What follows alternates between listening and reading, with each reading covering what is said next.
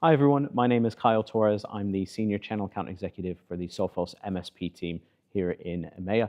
So I am joined in our Abingdon office by two of my colleagues from Qlic, Adam and Mike. Adam, would you like to introduce yourself? Thanks, Carl. Yeah, so I'm Adam Graham. I'm the MD at Qlic IT.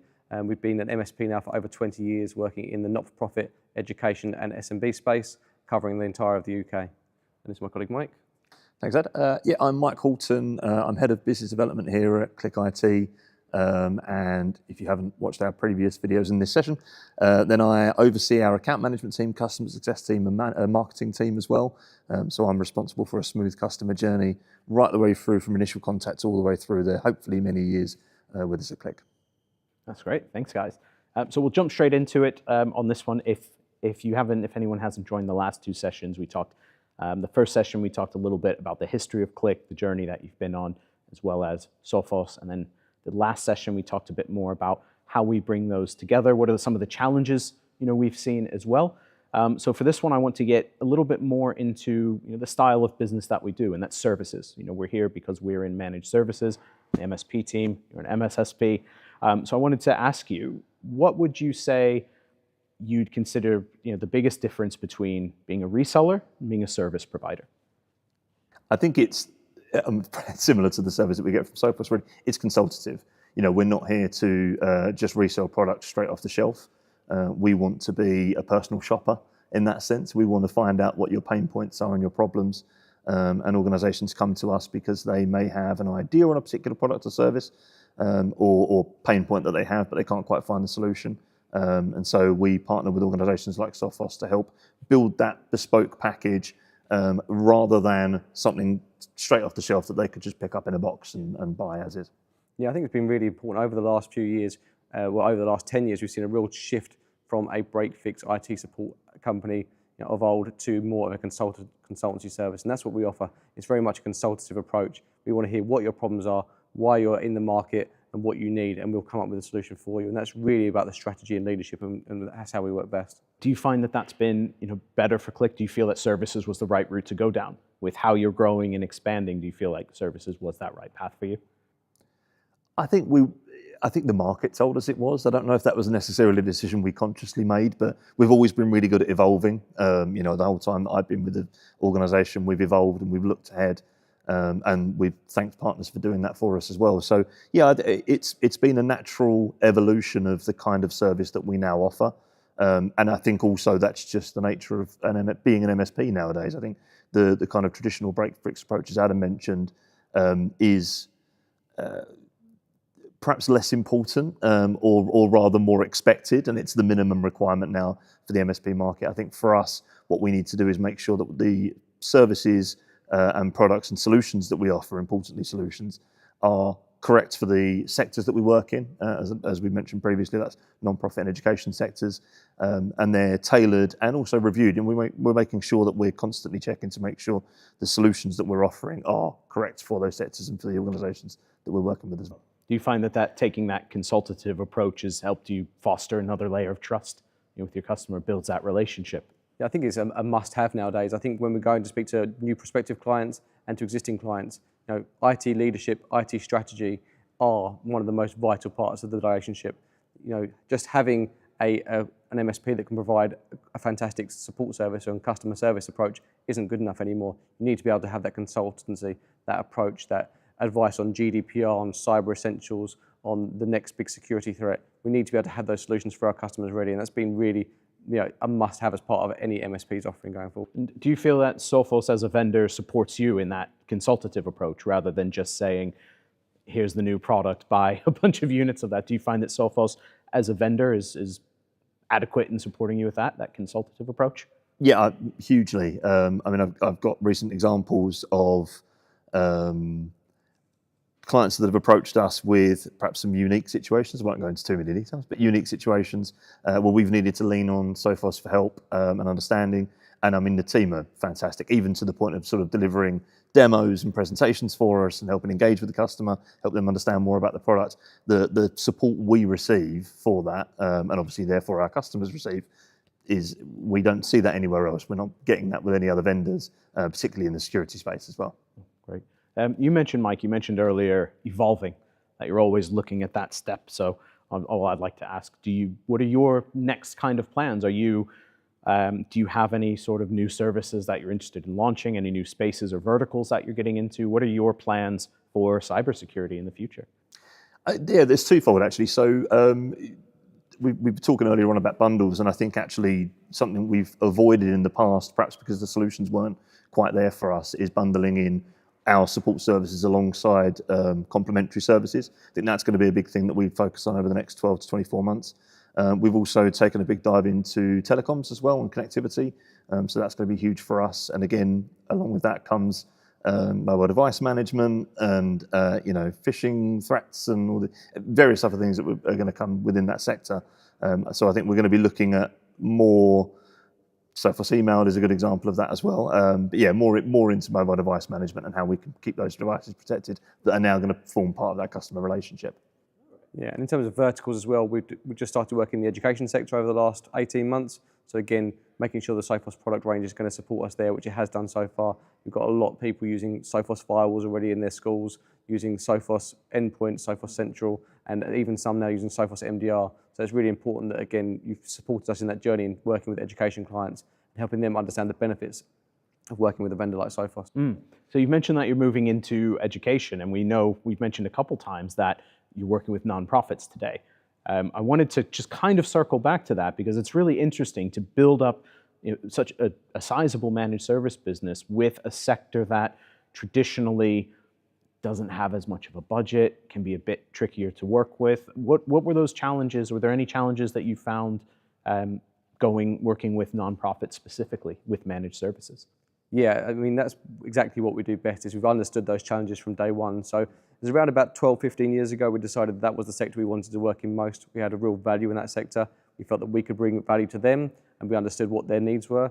And some of the needs are really, really important. So one of the big things in not-for-profits is data security. A lot of them are holding a lot of sensitive data, and us being able to secure that and make sure that is secure is hugely important. So although budgets are tight, the emphasis on cybersecurity and working with people like Sophos has really helped us achieve these goals of not having any issues with those clients and protecting that data. It's been really important. So data sensitivity, again, budgets have been important. I mentioned before, commercial terms with Sophos have been really good, really flexible and great value for money. So that's been helping us with the sector.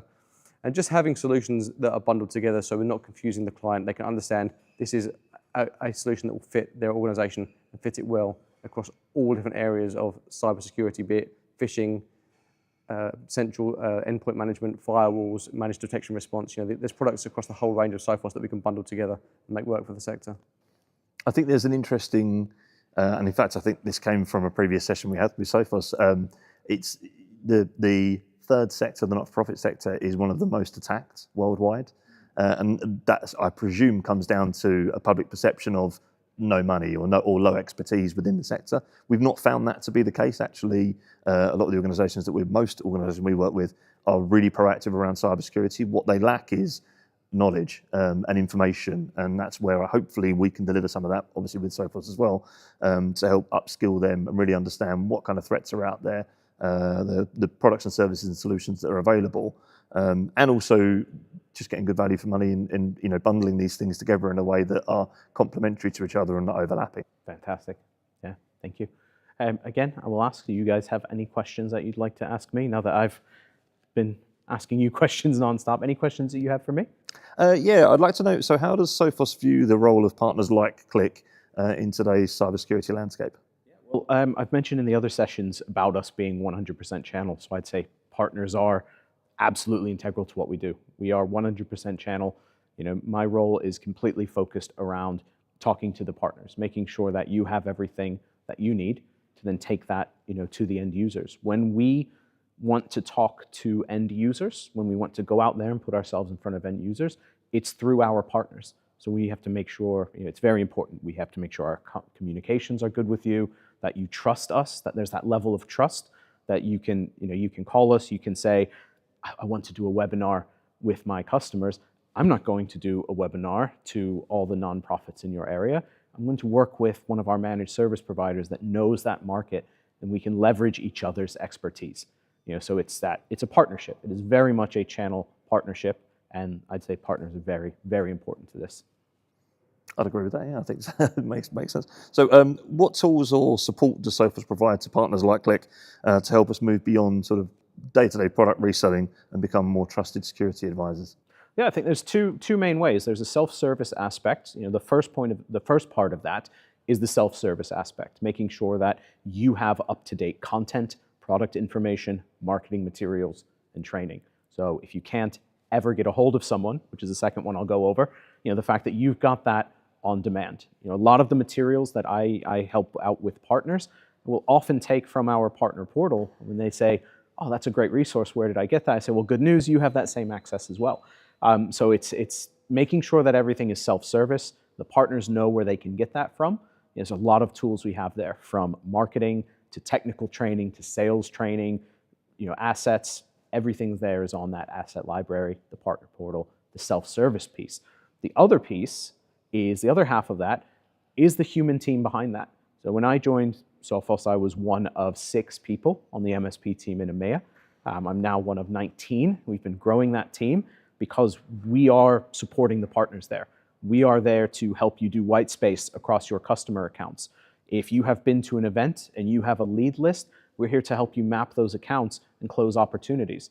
If your marketing person might have a question, or even if you don't have a marketing person, a lot of our partners find themselves in that situation, they can come to us and we can put them in touch there. So very much almost a little bit of consultancy there with our partners to help point them in the right direction, making sure they've got an up-to-date data repository, and supplementing that with the human element, speaking resource, physical resource, office visits, sales enablement, all of those different tools we use with our partners, and they have available, every partner. Yeah, I think, well, we have great experience. We've talked about it all the way through the video, but we have great experience with that. And I think for us as an MSP, that's been integral to the relationship and why it's lasted as long as it has, not just because of the development in products and services that Sophos offer, but actually the people behind it are just as important to us as well. Can you share any roadmap updates around or planned innovations around MDR, anything you're allowed to tell us? Roadmap is a tricky word. No, we do have some. We've got some exciting stuff coming. I think the soonest one that we've got coming out is ITDR, so Identity Threat Detection. That's going to be rolled out in October. So if anyone's watching this as we're recording in September, we'll be coming out with that in October of this year. Also big news, if anyone's seen the Sophos news from the past year, has been the SecureWorks acquisition. So something really exciting about that is the work we're doing to integrate that really high-level advanced MSSP SecureWorks portfolio into Sophos Central and make that accessible to MSPs and MSSPs working with Sophos. Things like Taegis XDR, having a dedicated SIEM tool. So you're going to see a lot more integrations of those very advanced security tools coming into Sophos Central. You're seeing already products that are and services that are being rolled out from that, like ITDR. And maybe even, again, more proactive services like penetration testing, vulnerability assessment. I mean, all of those are very realistic things you can see coming from Sophos soon. Very cool. One more. So how does Sophos plan to deepen partnerships with organizations like Qlic to help us grow our services? I think when I mentioned about having the resource, having the resource repository, having all that data there, having the team, we also need to be going out. We need to be putting more investment into the MSP community, and that's something that we're doing. We are doing more of our MSP community events. These are events for Sophos partners, people that are interested in becoming partners, existing partners, to come and learn, spend a day with the MSP team. Doesn't cost them anything but their time to come spend some time with us. We'll try to get a third-party specialist in as well, maybe a sales consultant specialist or a marketing specialist that can give you something to take back to your business after.